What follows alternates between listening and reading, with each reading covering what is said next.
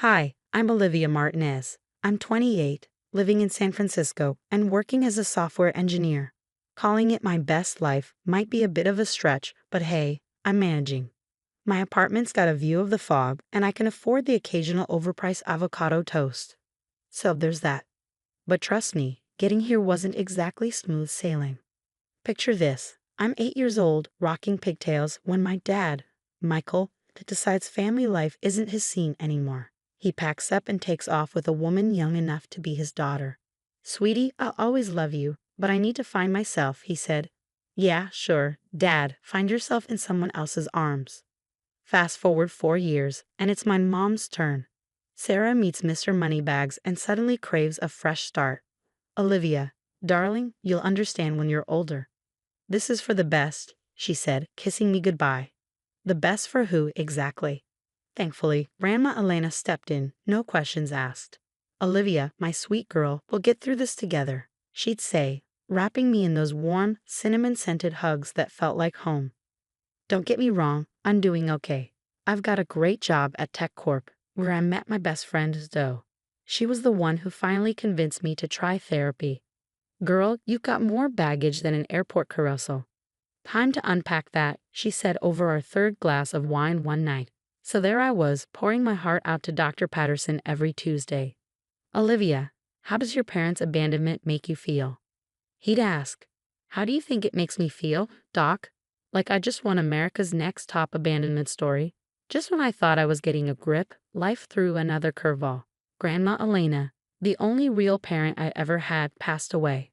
I was crushed, drowning in grief and memories of cinnamon hugs. Then came the surprise. She'd left me a fortune, serious money, the kind that would make even a Silicon Valley CEO do a double take. And wouldn't you know it, suddenly my phone was buzzing with calls from two people I never thought I'd hear from again. "Olivia, sweetheart, it's your father. I heard about Elena. I think it's time we reconnected." "Darling, it's your mother. I'm so sorry about your grandmother. We should talk." Well, look who decided to crawl out of the woodwork. I guess a fat inheritance check was enough to jog their memories about having a daughter. Buckle up, folks, things were about to get interesting. So there I was, standing outside a fancy restaurant, questioning my sanity for agreeing to meet with Michael.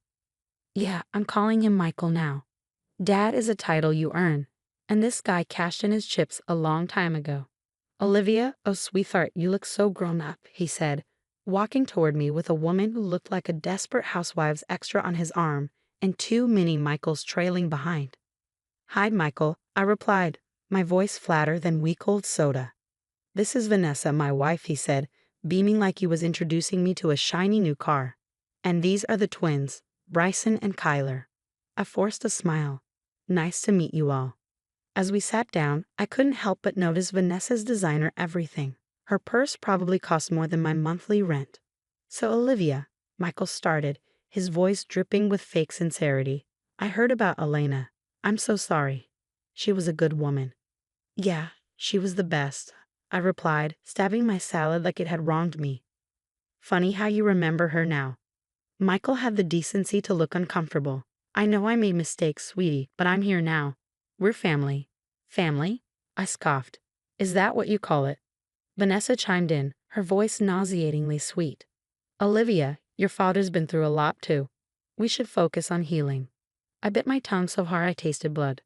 Michael cleared his throat, leaning in. "So, Elena's estate, has everything been settled smoothly?" And there it was, the real reason for this little family reunion. "It's been handled," I said curtly. The rest of lunch was a blur of awkward small talk and thinly veiled questions about my finances. The next day, it was Sarah's turn. She picked a ritzy country club. Of course she did. "Darling," she exclaimed, air-kissing my cheeks. "This is Robert, my husband." Robert, a silver fox type in a tailored suit, shook my hand. "Pleasure to meet you, Olivia. Sarah's told me so much about you." "Funny, she hardly ever mentioned you to me," I quipped. Sarah's smile faltered for a second. "Well, let's sit, shall we? I've been dying to catch up." For the next hour, I was treated to a whirlwind tour of Sarah's charities, galas, and social connections. It was like listening to a Kardashian podcast on 2x speed. And then I said to the Duchess, Darling, that tiara is simply to die for, Sarah giggled, taking a sip of her champagne. Fascinating, I muttered, glancing at the clock and wondering if I could fake a medical emergency to make my escape. Robert cleared his throat, looking over at me. You know, Olivia, times have been a bit tough lately. Some of my investments didn't pan out as expected. I raised an eyebrow. Oh. Sarah jumped in with a too bright smile. Nothing serious, of course. Just a little belt tightening. But you know, family is so important during times like these, don't you think? I excused myself shortly after, my head spinning with thoughts of their not-so-subtle hints. Back at work, I spilled everything to Zoe over coffee. They're totally after your money, Zoe said, her eyes wide with disbelief. You need to watch your back. You think? I sighed. What should I do? Zoe's eyes gleamed with a mischievous light. I know a guy, a private investigator. He could dig up some dirt on your folks. I hesitated, then nodded. Do it. For the next week, my phone lit up with messages from Michael and Sarah. Family dinner. Let's go shopping. We have so much to catch up on. I was ignoring yet another text when I overheard a conversation in the break room that made my blood run cold. Yeah, Martinez, the quiet one, right? Word is her grandma left her millions. I froze, my coffee mug halfway to my lips. How did they know about my inheritance? And if they knew, who else did? As I walked back to my desk, my phone pinged again. Another message from Sarah. Darling, we simply must discuss the family estate. It's what Alina would have wanted. I clenched my fists, a cold anger settling in my gut. These vultures thought they could swoop in and take what was mine. They had another thing coming. It was time to find out what skeletons were hiding in their designer closets. Jake, the private investigator Zoe had recommended, didn't waste any time. Within a week, he dropped a bombshell that made my head spin. Your dad's business? It's a house of cards, Jake said, sliding a file across my kitchen table. He's in deep with some nasty loan sharks. We're talking break your kneecaps kind of guys. I flipped through the pages, my stomach twisting. And my mom. Jake grimaced. Her husband, Robert, has been cooking the books at his company. They're one audit away from total bankruptcy. It was like a punch to the gut. I knew they were after my money, but this level of desperation was staggering. There's more, Jake continued. Someone's been poking around your work email, accessing files about your inheritance. I felt the blood drain from my face. What? How? Jake shrugged. Inside job, maybe. Any coworkers acting suspicious. My mind raced, recalling the break room gossip and the sudden interest from people who'd never given me the time of day before. It all started to make sense. I've got an idea. I set a plan forming in my mind. Can you set up a meeting with a financial advisor? A fake one. Jake grinned. Now you're thinking. I know just the guy.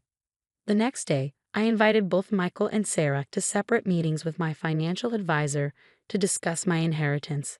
They both jumped at the chance like sharks smelling blood. When they arrived at the office, the looks on their faces were priceless. Michael turned pale, while Sarah's Botox forehead actually managed to wrinkle in surprise. What's going on here? Michael demanded. I smiled sweetly. Oh, I just thought we could all chat about my inheritance together. Isn't that what family does? For the next hour, I laid out everything Jake had uncovered. Michael's failing business, Sarah and Robert's embezzlement, and the hacking of my work email. With each revelation, they grew more desperate, turning on each other like rabid dogs. You told me you needed the money for the boys' college fund. Sarah shrieked at Michael. Oh, please, like you're any better, Michael shot back. Trying to frame your own daughter for corporate espionage. Michael shot back, and my jaw dropped. Sarah, at least have the decency to look ashamed. It wasn't supposed to go that far. We just needed access to your files, she stammered. I stood up, shaking with rage. Get out, both of you, and don't ever contact me again. As they left, tails between their legs, I caught a glimpse of Jake in the corner, giving me a thumbs up. The entire confrontation had been recorded. The fallout was swift and brutal. My coworker Tim from accounting confessed to being bribed by Sarah for information about my finances. A few days later, Michael showed up at my apartment with the twins, trying to guilt me into helping him. Think of your brothers, Olivia. They need you, he pleaded. I slammed the door in his face. They needed a father who stuck around, not a deadbeat chasing money. Sarah's attempt to frame me for corporate espionage was the last straw. I needed a plan, and I needed it fast. We've got them by the balls, Zoe said as we pored over the evidence in my living room. Now we just need to squeeze. I nodded, cold determination settling over me. Let's end this once and for all. I wish I could say I felt bad about what I was about to do, but after everything they'd put me through, this was justice, pure and simple. First up, Robert's embezzlement. I made an anonymous tip to the SEC, and they swarmed his office faster than you can say insider trading. Sarah, darling, I'm afraid there's been a terrible mistake. I overheard Robert shouting into his phone outside the SEC building. The only mistake was thinking they could mess with me and get away with it. As for Michael, well, let's just say his loan shark buddies got an interesting update on his whereabouts. Last I heard, he was spotted boarding a bus to Mexico, looking over his shoulder every 5 seconds. But the piece de resistance, that recorded confession, I handed it over to my company's legal team, and suddenly, all those whispers about corporate espionage dried up real quick. Olivia, we owe you one apology, my boss said, looking sheepish. And a substantial raise if you're interested. I smiled, but my mind was already elsewhere. It was time for a change. Actually, I said, I think I'm ready for a new challenge. So was all in when I pitched her my idea, our own tech company. Girl, you're speaking my language. We used part of my inheritance to set up shop. But that wasn't all. Grandma Alina's house. I turned it into a shelter for kids who'd been abandoned or abused. It felt right, like she was still helping people even after she was gone. This place is going to change lives, Zoe said as we stood outside the newly renovated shelter. I nodded, feeling a lump in my throat. It already has. Standing by the window of my new office overlooking the San Francisco skyline, I felt a weight lift off my shoulders. The past was behind me. The future was mine for the taking. The story's over, but I've got a question for you. If you were in my shoes, would you have exposed your parents' schemes or given them another chance? Family is complicated, right? Drop your thoughts in the comments.